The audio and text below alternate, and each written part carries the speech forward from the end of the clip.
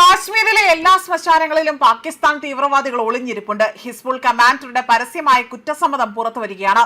Field marshal Azeem മുനീറും പ്രധാനമന്ത്രി ഷെഹബാസ് ഷെരീഫിന്റെയും കുതന്ത്രങ്ങൾ ഇതോടുകൂടി തന്നെ വെളിപ്പെടുകയാണ്. കാശ്മീരിലെ ഭീകരവാദ പ്രവർത്തനങ്ങളിൽ പാകിസ്ഥാന്റെ നേരിട്ടുള്ള പങ്ക് സംബന്ധിച്ചുകൊണ്ട് വർഷങ്ങളായി ഇന്ത്യ ഉയർത്തിക്കാട്ടുന്ന ആരോപണങ്ങൾക്കിടയിൽ തന്നെ പുതിയൊരു വിവാദം സൃഷ്ടിക്കുന്ന വീഡിയോ ആണിപ്പോൾ സമൂഹ മാധ്യമങ്ങളിൽ വൈറലായി മാറുന്നത്. ഭീകര സംഘടനയായ ഹിസ്ബുൾ മുജാഹിദിന്റെ ഡെപ്യൂട്ടി സുപ്രീം കമാൻഡറായ ഷംഷേർ ഖാൻ നടത്തിയതായി പറയപ്പെടുന്ന പരാമർശങ്ങളാണ് ഇപ്പോൾ വീണ്ടും ഇവിടെ വൈറലായി മാറുന്നത്. പാകിസ്ഥാനിൽ നിന്നെത്തിയ തീവ്രവാദികൾ കാശ്മീരിൽ വർഷങ്ങളായി തന്നെ സജീവമാണ് എന്നും കാശ്മീരിലെ വിവിധ പ്രദേശങ്ങളിൽ അവരുടെ ശവകുടീരങ്ങൾ വളരെ സ്ഥിതി ചെയ്യുന്നതായും തന്നെ ഇവിടെ എടുത്ത ഒരു പൊതുപരിപാടിക്കിടയിൽ ഒരു വീഡിയോയിലൂടെ തന്നെ പറയുന്നത് കേൾക്കാൻ സാധിക്കുന്ന ഒരു വീഡിയോ സന്ദേശമാണ് പുറത്തു വന്നിരിക്കുന്നത്.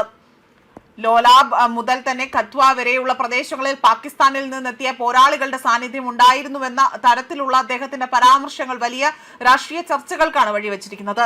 ഈ പ്രസ്താവനകൾ സത്യസന്ധമായി തന്നെ സ്ഥിരീകരിക്കപ്പെട്ടിട്ടില്ല എങ്കിൽ പോലും കാശ്മീരിലെ ഭീകരവാദ പ്രവർത്തനങ്ങൾക്ക് അതിർത്തിക്കപ്പുറത്തു നിന്നുള്ള പിന്തുണയുണ്ടോ എന്നും അതുമാത്രമല്ല ഇന്ത്യയുടെ നിലപാട് അനുകൂലമായി തന്നെ പലരും ഇതിനെ വിലയിരുത്തുകയാണ്.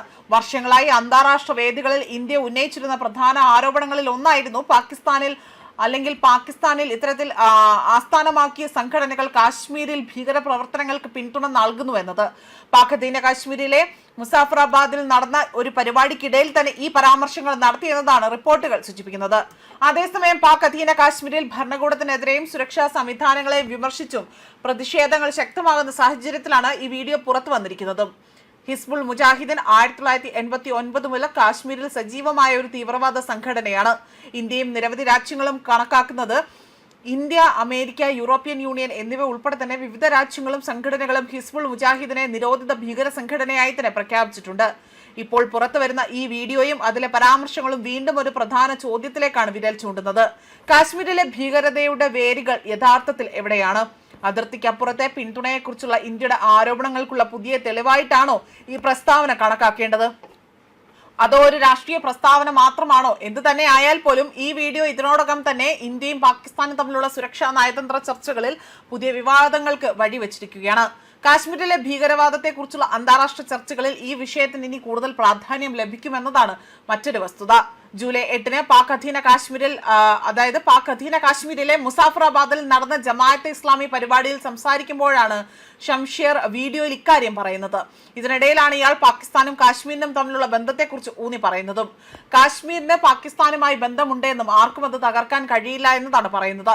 പാക് സൈന്യത്തിനും സർക്കാരിനുമെതിരെ തന്നെ പ്രതിഷേധിക്കാൻ പാക് അധീന കാശ്മീരിലെ ജനങ്ങൾ തെരുവിലിറങ്ങുന്ന സമയത്താണ് ഷംഷേറിന്റെ വീഡിയോ പുറത്തു വന്നിരിക്കുന്നത്.